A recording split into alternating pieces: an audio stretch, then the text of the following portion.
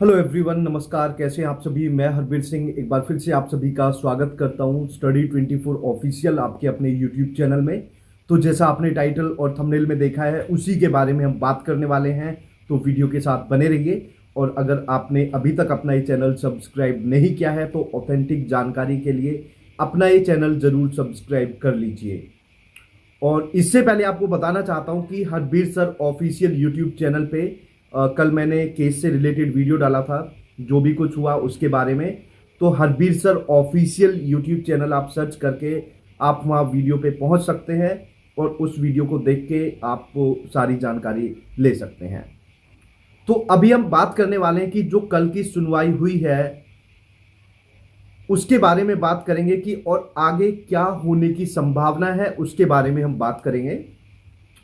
तो जैसा मैंने पहले आप लोगों को बताया था कि जो फर्स्ट हियरिंग हुई थी उसमें दिल्ली सरकार और एलजी साहब से और DSSB से जवाब मांगा गया था। उनसे जवाब मांगा था कि आपने जो ये आयु सीमा है ये कम क्यों की है, ये मैंने पहले वीडियोस में बता दिया था। अब इसके बाद क्या चीज़ें चल रही हैं, जो कल हियरिंग हुई है उसका मैंने पूरा बताया, तो आप डिटेल में वो जाके देख सकते हैं। तो अभी देखो, इतनी संख्या में कैंडिडेट्स कोर्ट गए हैं। आप ये समझिए कि इतनी बड़ी संख्या में शायद पहली बार ऐसा देखा जा रहा है कि लगभग हजारों की संख्या में कैंडिडेट्स कोर्ट गए हैं। और इससे देखो सरकार के ऊपर भी प्रेशर पड़ता है। प्रेशर ये होता है कि मुझे जहां तक लगता है कि शायद सरकार इतने सारे कैंडिडेट्स को निराश नहीं करना चाहेगी। मुझे जो अंदर से फील हो रहा है कि शायद सरकार इतने सारे कैंडिडेट्स को निराश नहीं करना चाहेगी। और शायद मुझे जो लग रहा है कि शायद सरकार इनके फेवर में कुछ कर सकती है, जो मुझे अभी लग रहा है।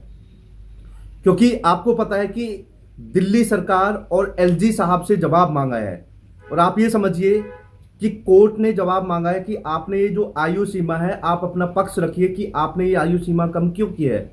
हालांकि जो कल जो वकील साहब थे वो काफ़ी एग्रेसिव दिख रहे थे और इस चीज़ के बड़े विरोध में दिख रहे थे, लेकिन फिर भी जो प्रेशर पड़ता है, इतने सारे लोग कोर्ट गए हैं। और मुझे जो लगता है कि देखो सरकार कहीं ना कहीं इतने सारे लोगों को निराश नहीं करना चाहेगी। जो एलजी साहब हैं वो भी इस पर विचार कर रहे हैं कि ये इतने सारे जो कैंडिडेट्स हैं, आपको पता है कि लगभग 700 के आसपास तो लगभग हमारे जो केस है उसमें भी कैंडिडेट्स थे। और भी कई जगह से कैंडिडेट्स मिलके लगभग हजारों की संख्या बन जाती है। 1000 के आसपास आप मान सकते हैं। तो इतनी बड़ी संख्या, आप ये सोचिए, शायद ही आपने कभी ऐसा देखा होगा कि इतने सारे कैंडिडेट्स कोर्ट पहुंचे हैं। तो ऐसे में मुझे, अगर मैं अपना पर्सनल बताऊं तो मुझे जो लग रहा है कि सरकार इस पे विचार कर रही है और 6 तारीख को, मतलब कल, इस पे ऑर्डर आने वाला है। हालांकि देखो, मैं प्रार्थना यही करता हूं, मैंने पहले भी बताया था कि सबको अगर चांस मिलता है तो बहुत ही अच्छी बात होगी।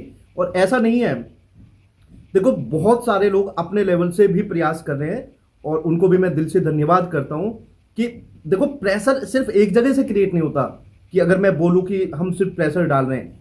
हालांकि आप समझिए कि हजारों लोगों का जो प्रेशर होता है, हजारों लोग अगर कोर्ट पहुंचे हैं तो ये अपने आप में बहुत बड़ी चीज़ होती है। हालांकि कुछ लोग बोल रहे थे कि ये न्यूज़पेपर में नहीं आया, ये नहीं आया, वो नहीं आया।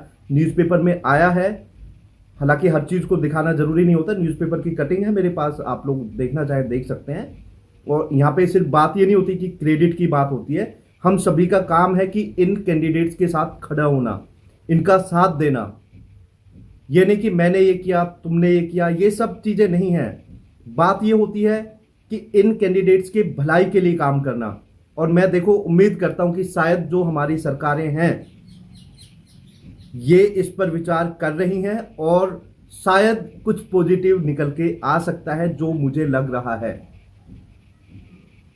क्योंकि इतनी बड़ी संख्या में लोग कोर्ट पहुंचे हैं, कुछ ना कुछ पॉजिटिव होने की संभावना बन रही है, ये आप ध्यान रखें। तो कल 6 तारीख को शायद कुछ बहुत अच्छा हो सकता है। मतलब सरकार हो सकता है कि सबके फेवर में कोई ऑर्डर भी पास कर सकती है। तो आप देखें और अपने इस चैनल के साथ जरूर जुड़े रहें। और आप लोगों के माइंड में अगर और भी कोई क्वेश्चन है तो कमेंट करके जरूर बताइए। सो थैंक यू, बहुत बहुत धन्यवाद आप लोगों का। जय हिंद।